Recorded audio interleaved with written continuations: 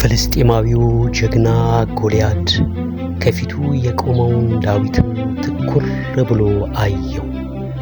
ቀይ ብላቴና መልኩም ያማረ ነበርና ናቀው። ጎልያድም ዳዊትን በቁጣ በትር ይዘህ የምትመጣብኝ እኔ ውሻ ነኝን?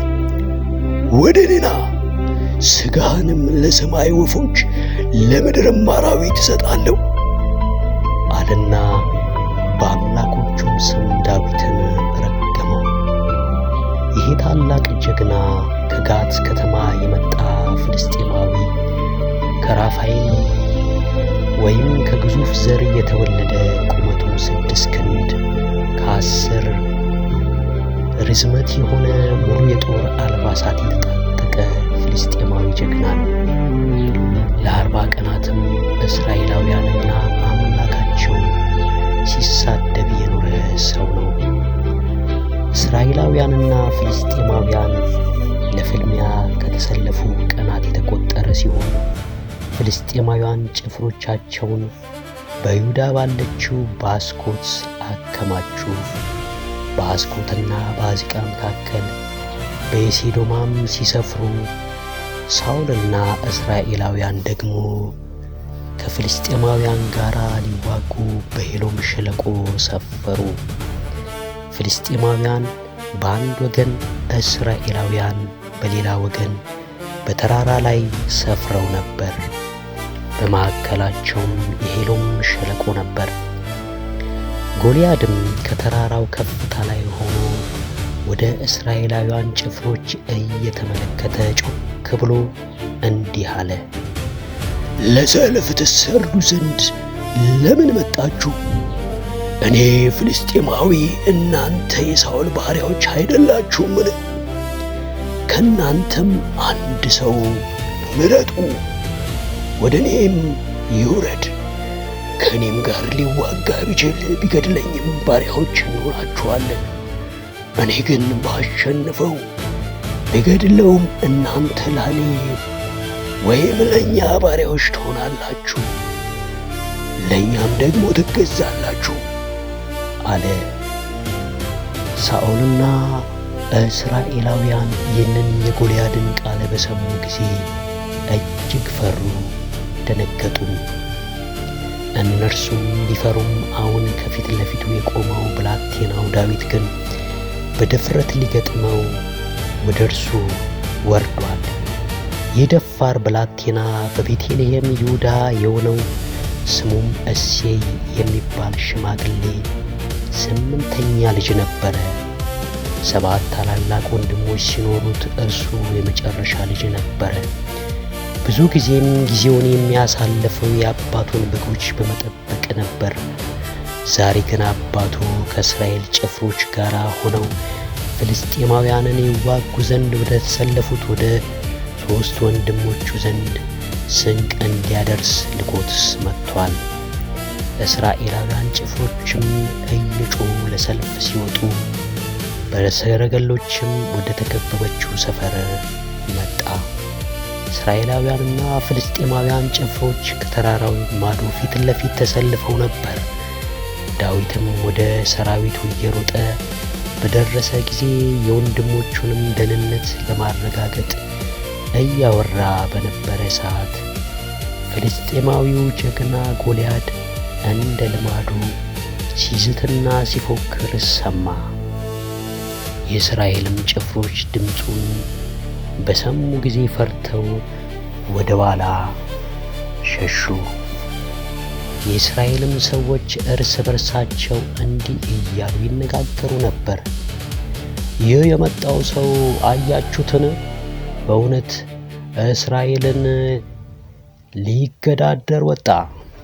እርሱን የሚገድለው ሰው ንጉሥ እጅግ ባለጠጋ ያደርገዋል፣ ልጁንም ይድርለታል፣ የአባቱንም ቤተሰቦች በእስራኤል ዘንድ ከግብር ነፃ ያወጣቸዋል አሉ። ዳዊትም አጠገቡ ለቆመው ሰዎች ይህንን ፍልስጤማዊ ለሚገድል ተግዳሮትንም ከእስራኤል ለሚያርቅ ሰው ምን ይደረግለታል ብሎ ሲጠይቃቸው ቀድሞ የተናገሩትን ቃል ነገሩት። ዳዊትም ይህንን ፍልስጤማዊ ሰው እንደሚገጥመው ተናገረ። ወሬውም ሳውል ዘንድ ደረሰ። ሳውልም አስጠራው። ዳዊትም ለሳውል እንዲህ አለው፣ ስለ እርሱ የማንም ልብ አይውደቅ። እኔ ባሪያህ ሄጄ ይህንን ፍልስጤማዊ እወገዋለሁ አለው።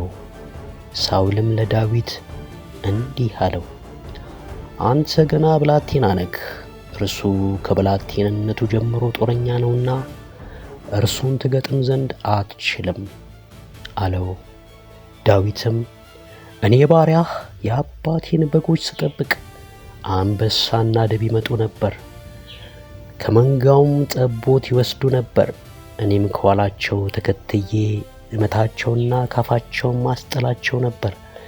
በተነሳብኝም ጊዜ ጎሮሯቸውን ይዤ እገድላቸው ነበር። እኔ ባሪያህ አንበሳና ድብ የመታው ይህን ያልተገረዘ ፍልስጤማዊ የሕያው እስራኤል የሕያው እግዚአብሔርን ጭፍሮች ተገዳድሯልና ከእነርሱ እንደ አንዱ አደርገዋለሁ። ከአንበሳና ከድብ ያስጣለኝ እግዚአብሔር ከዚህ ፍልስጤማዊ እጅ ያስጥለኛል አለው። ሳውልም ዳዊትን ሂድ፣ እግዚአብሔር ይከተልህ አለውና የራሱን ጦር ዕቃ አለበሰው። ነገር ግን ዳዊት ልብሱና ጦር ዕቃው ምቾት ስላልሰጠው እሱን አወለቀና በትሩን በእጁ ያዘ። ከወንዝም 5 ድብልብል ድንጋዮችን ወሰደ፣ በረኛውም ኮረጆ ከተታቸው። ወንጭፍም በእጁ ነበር። ወደ ፍልስጤማዊውም ጀግና መራመድ ጀመረ። ከፊት ለፊት ቆሞ የንቀት ቃልና ዛቻ ላሰማው ጎልያድ የዳዊት መልስ ያልተጠበቀና የሚያስገርም ነበር። እንዲህም አለው፣ አንተ ሰይፍና ጦር ጭሬም ይዘህ ትመጣብኛለህ። እኔ ግን ዛሬ በተገዳደርከው በእስራኤል ጭፍሮች አምላክ በሰራዊት ጌታ በእግዚአብሔር ስም እመጣብካለሁ። እግዚአብሔር ዛሬ አንተን አሳልፎ ይሰጠኛል፣ እመታክም አለው፣ ራስክንም ካንተ አነሳዋለሁ። የፍልስጤማውያንም ሰራዊት ራሶች ለሰማይ ወፎችና ለምድር አራዊት እሰጣለሁ። ይኸውም ምድር ሁሉ በእስራኤል ዘንድ አምላክ እንዳለ፣ ይኸውም ጉባኤ ሁሉ እግዚአብሔር በሰይፍና በጦር የሚያድን እንዳይደለ ያውቅ ዘንድ እንደዚህ ይሆናል። ሰልፉም ለእግዚአብሔር ነውና እናንተን አሳልፎ ለእኛ ይሰጣል አለው። ጎልያድም በንዴትና በቁጣ ዳዊትን ለመግደል ወደፊት በፍጥነት ተራመደ። ዳዊትም ወደ ኮረጆ እጁን ሰደደና አንድ ድንጋይ አውጥቶ ወንጭፉ ስር አረገና ወደ ጎልያድ ወነጨፈው። ድንጋዩም የጎልያድን ግንባር ስር ተቀረቀረች። ያ ፍልስጤማውያን መመኪያ የነበረው ግዙፉ ጀግና ጎልያድ ፊት ለፊት በግንባሩ ተደፋ። ፍልስጤማውያን ጭፍሮችም የሚያዩትን ነገር ማመን አቃታቸው። ባዩት ነገር ተደናግጠው መፍራትና መረበሽ ጀመሩ። ዳዊትም ሮጠና የጎልያድን አንገት ላይ ቆሞ የራሱን የጎልያድን ሰይፍ ከሰገባው መዞ ገደለው። አንገቱንም ከላዩ ላይ ቆርጦ አነሳው። ፍልስጤማውያም ዋናቸውን እንደሞተ ባየ ጊዜ ሸሹ። የእስራኤልና የይሁዳ ሰዎችም በደስታ እልል አሉ። ፍልስጤማውያንም እያሳደዱ እስከ ጌትና አስቀሎና በር ድረስ እያሯሯጡ አጠቋቸው። ፍልስጤማውያን ከአባራይም እስከ ጌትና አቃሮን ድረስ በመንገድ ላይ ተመተው ወደቁ። እስራኤላውያንም ፍልስጤማውያን ከማሳደድ ተመልሰው ሰፈራቸውን በዘበዙ። ዳዊትም የጎልያድን ራስ ይዞ ከእስራኤላውያን ጋር እየዘመሩና እልል እያሉ ወደ መንደራቸው በድል ተመለሱ። መንደራቸውን በደረሱ ጊዜ በመላው እስራኤል ከተሞች ያሉ ሴቶች እየዘመሩና እልል እያሉ ከበሮና ታሞ ይዘው ንጉሥ ሳውልን ሊቀበሉ ወጡ። ሴቶችም ሳኦል ሺህ ገደለ፣ ዳዊት እልፍ ገደለ፣ ሳኦል ሺህ ገደለ፣ ዳዊት እልፍ ገደለ እያሉ ይዘምሩና ይዘፍኑም ነበር። ምስጋና ለአብ፣ ምስጋና ለወልድ፣ ምስጋና ለመንፈስ ቅዱስ አንድ አምላክ ለሆነው ለእግዚአብሔር ይሁን። እምነት ትልቁን ተራራ ትንዳለች። አሜን።